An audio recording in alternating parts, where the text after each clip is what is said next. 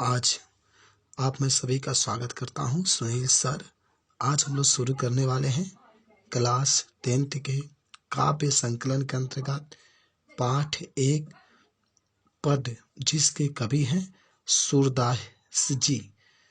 तो आइए आज इसका हम लोग शुरुआत करते हैं और आज से पहला से शुरू करते हैं। पहला इसमें पद दिया गया है, चरण कमल बंदो हरिराई, जाकी कृपा पंगु गिर लंघे, अंधे को सब कुछ दर्शाई, बहिरो सुने गुंगी पुन बोले, रंक चले सिर छत्र धराई, सूरदास स्वामी करना में बार बार बंदो तिहि पाई।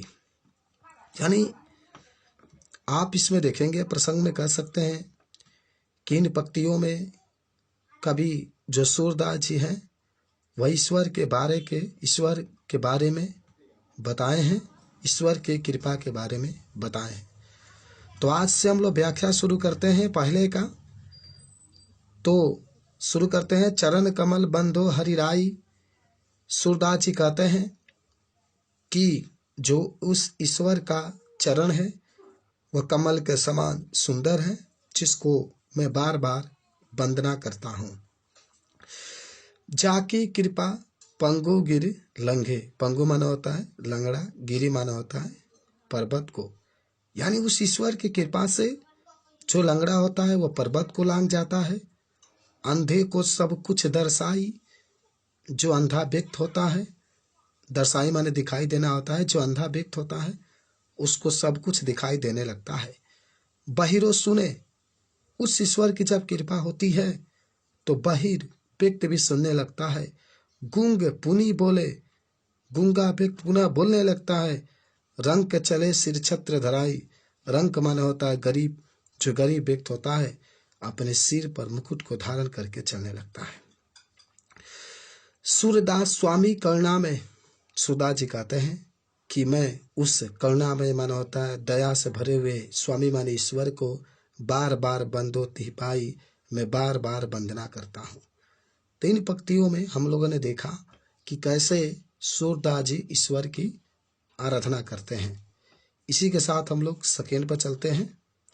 दिखाया गया ईश्वर के महिमा के बारे में वर्णन किया गया है कि अभिगत गति कुछ कहत न आवे, जो गूंगे मिठ फल को रस अंतर्गत ही भावे, परम स्वाद सबहु सुनिरंतर अमृत तोष उपजाए, मन बानी को अगम अगोचर सो जाने जो पावे, रूप रेख गुण जात जुगत बिन निरालंबन कित धावे, सब विधि अगम विचार तात सुर सगुन पद गावे।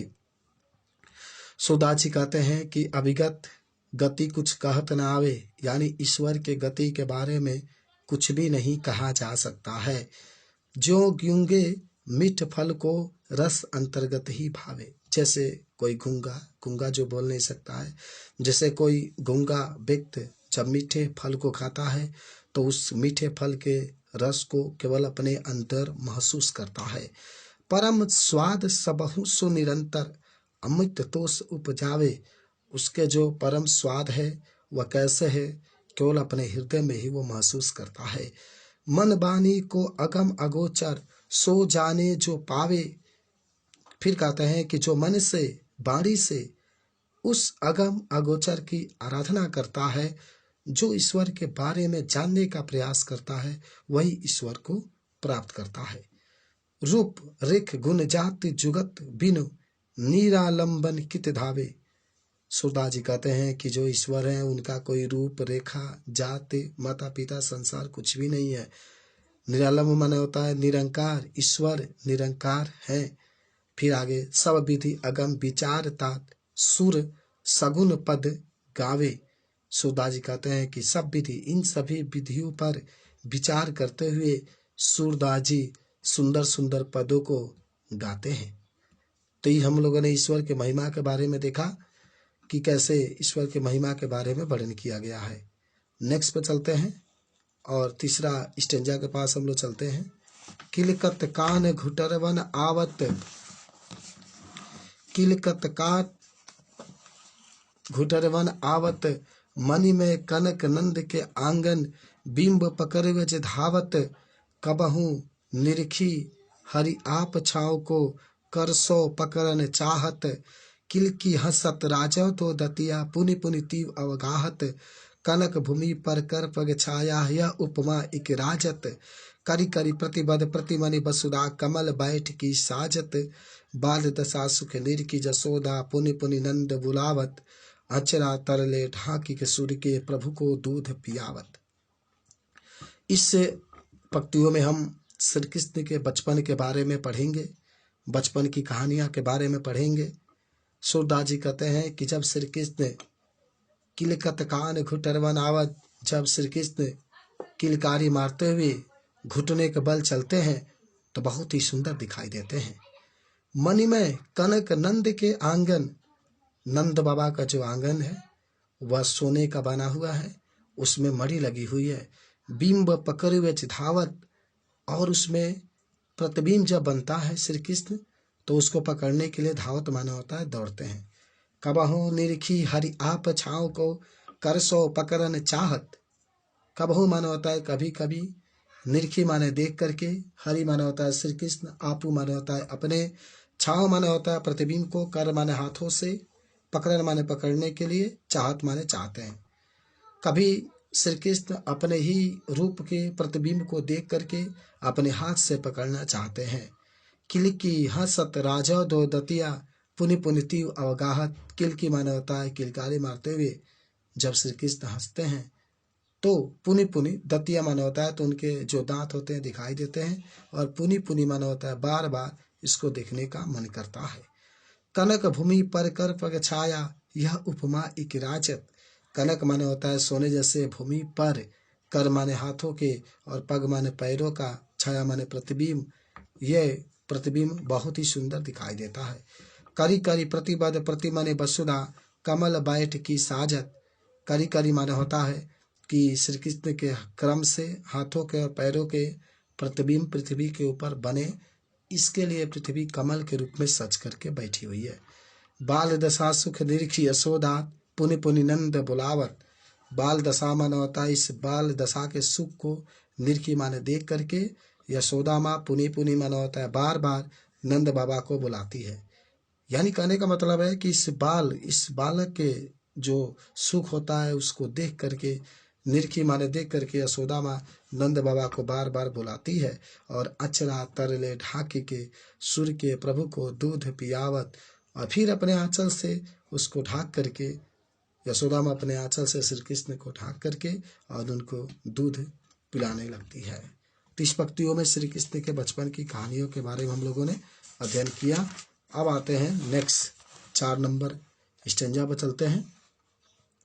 तो 4 नंबर स्टेंजा है आपका, मैं अपनी सब गाय चरायूं, प्राप्त हो तो बल के संग जायूं, तेरे कहे नहीं रहियूं, ग्वाल बाल गैयन के भीतर नैको डर नहीं लागत, आजन सोंग नंद दुहाई रहन रहूंगा जागत, और ग्वाल सब गाय चरायूं, मैं घर बैठी रही हूँ, सूर्य शाम तुम सोई रहो, अब प्राप्त जान में देही।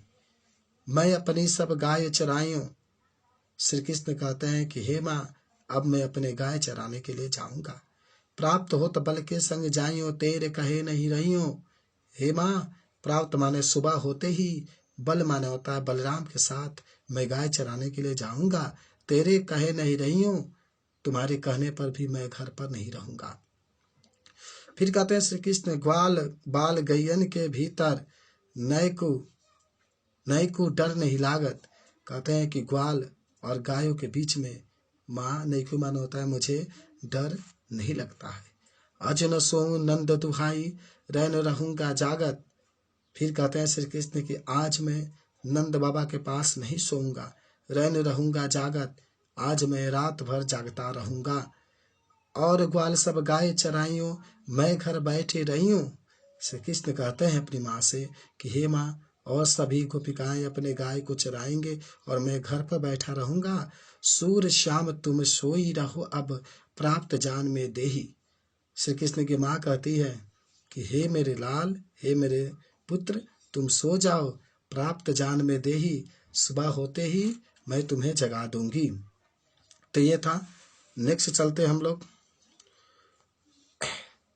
मैया हो न चराइयों गैया, सिगरे ग्वाल घिरावत मोसो मेरे पाए पिराई, जो न पतियाई पुछि बलिदाऊ अपनी सो दिवाई।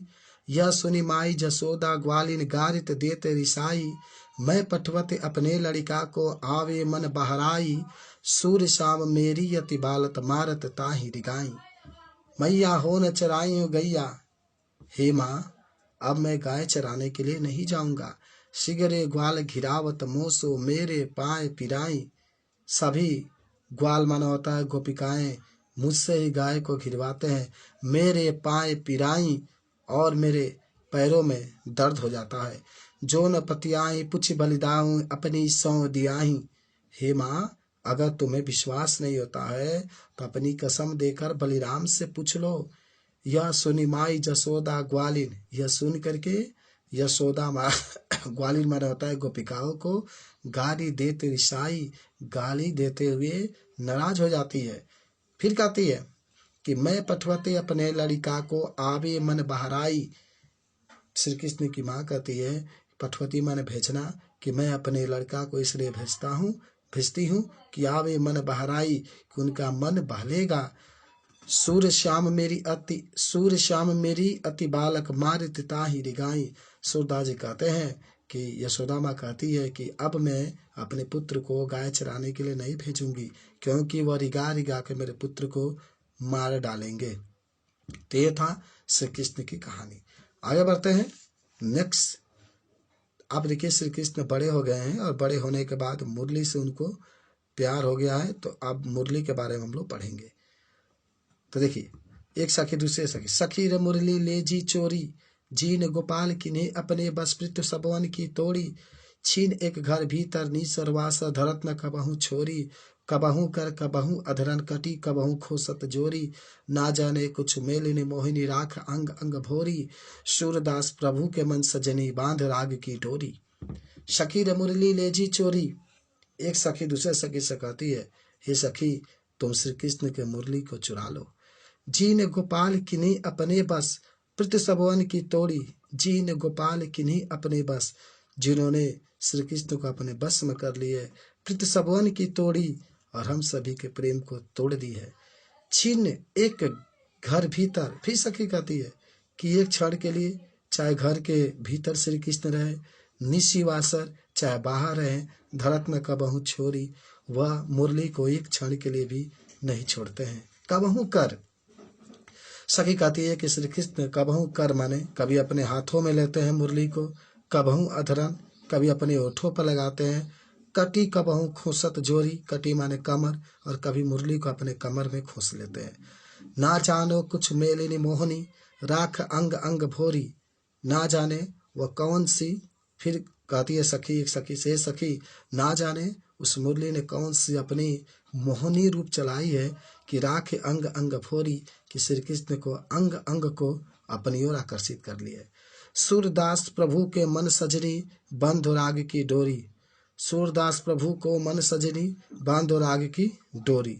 सूरदास जी कहते हैं कि प्रभु के मन सजनी, सूरदास जी कहते हैं कि गोपिया कहती है कि श्री कृष्ण के मन को जो मुरली है अपने प्रेम के धागा में बांध ली है। आगे बढ़ते हैं। अब देखिए, श्री कृष्ण वृंदावन को छोड़कर मथुरा में चले गए हैं। मथुरा में जाने के बाद वह अपने मित्र उद्धव से संदेश वृंदावन में जो गोपिकाएं हैं उसके लिए भेजते हैं। उद्धव मोहि ब्रज बिसरत नाही, वृंदावन गोकुल बन उपवन सघन कुंज की छाई। प्राप्त समय माता जसमत और नंद देख सुख पावत, माखन रोटी दही सजाओ अति हित सात खवावत। गोपी ग्वाल बाल संख्यल सब दिन हसत सिरात, सूरदास धन धन ब्रजवासी जिनसे हित जदुदात। तो श्री कृष्ण अपने बारे में अपने बचपन के जो बातें वृंदावन में बिताए थे उस बातों को उद्धव जी से कह रहे हैं। कहते हैं कि हे उद्धव, मोहि ब्रज बिसरत नहीं, मोहि माना होता है मुझे, बिसरत माना होता है भुलाना। हे उद्धव, मैं वृंदावन को नहीं भुला पा रहा हूँ। वृंदावन गोकुल उपवन सघन कूंज की छाई, मैं वृंदावन गोकुल वन उपवन और जो कूंजों की छाई है उसको नहीं भुला पा रहा हूँ। प्राप्त समय माता जसमत और नंद देख सुख पावत। प्राप्त माना होता है सुबह के समय यशोदा माँ और नंद बाबा मुझे देख करके सुख प्राप्त करते हैं। माखन रोटी दही और सजावत अति हित साथ खवावत।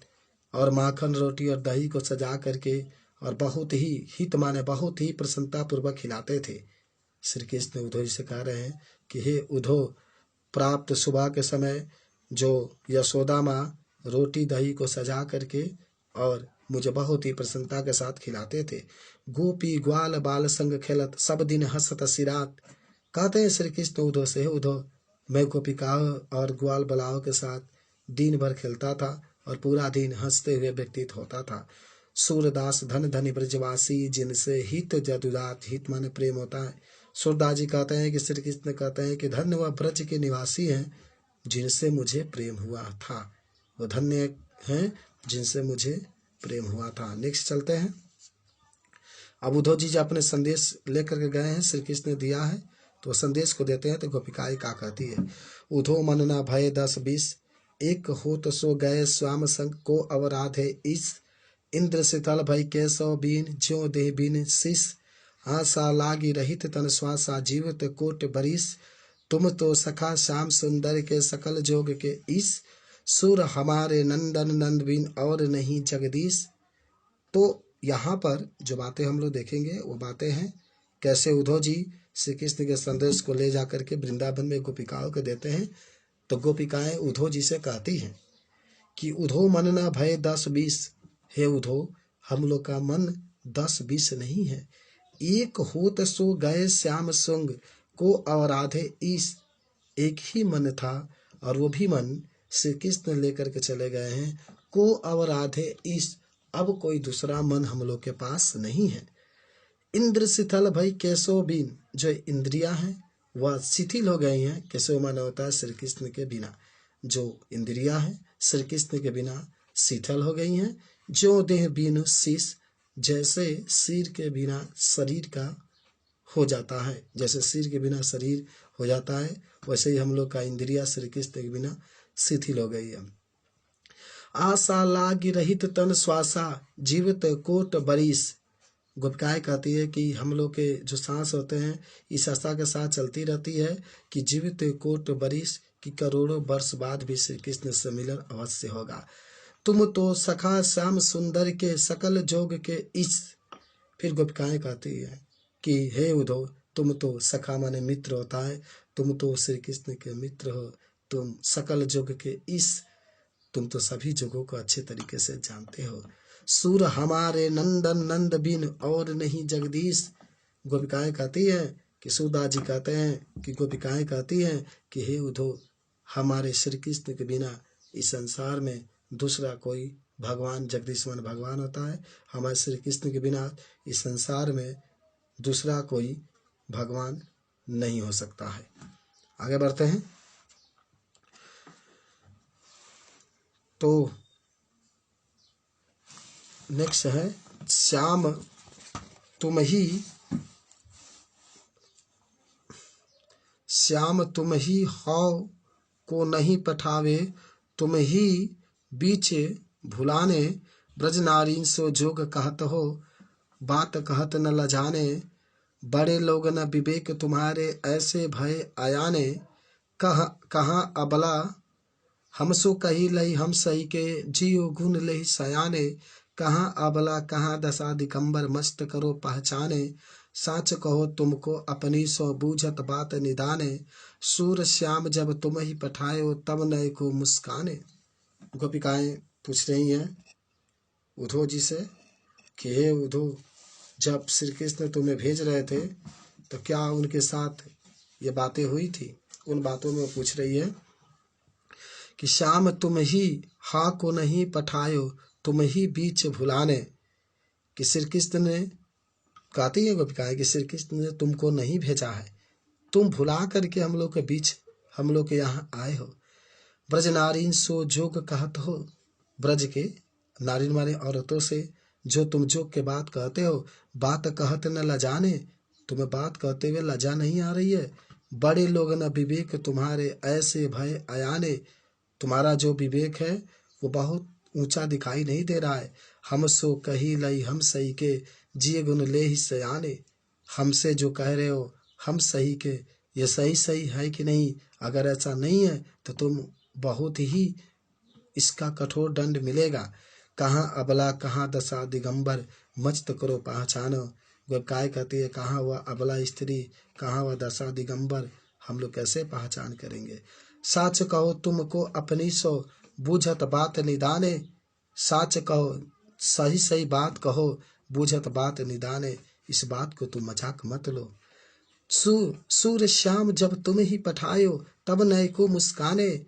कि जब श्री कृष्ण ने तुमको भेजा, गोपिकाएं कहती है कि जब मेरे प्रीतम श्री कृष्ण ने तुमको भेजा तो क्या उनके नए को माने जो नेत्र थे वो मुस्कुरा रहे थे? गोपिकाएं पूछती है।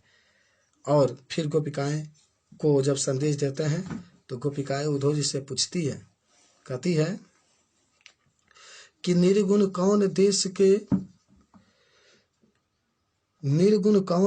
के वासी, मधुकर कही समझाई सौ दे, बूझत साच न हासी। को है जनक कौन है जननी, कौन नारी को दासी। कैसे बेरन भेष है कैसो भी, किस रस में अभिलाषी। पाओगे पुणे किए अपने जोर करोगे घासी। सुनत मौन हवे रही खावरे सूर्य, सब मत नासी। गोपिकाएं उद्धव जी से कहती हैं, उद्धव जो आप निरंकार ब्रह्मा की बातें कर रहे हैं तो वह किस निर्गुण कौन देश के वासी, वह किस देश में रहते हैं। मधुकर कही समझाई सौ दे, आप अपनी कसम दे करके ये बात को बताएं। बूझत साच न हासी, आप इस बात को सही समझो, हंसी मत समझो।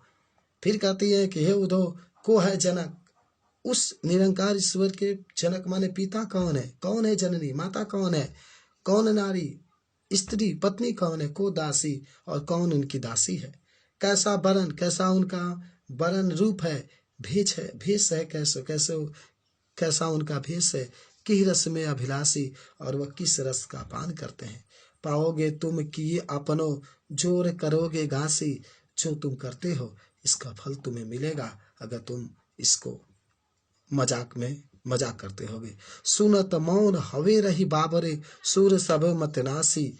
और इस बात को सुन करके श्री कृष्ण के मित्र उद्धव मौन रह जाते हैं और ऐसा प्रतीत होता है कि वह एकदम उनका जो मस्तिष्क है वह सोचने समझने की क्षमता खत्म हो गई है।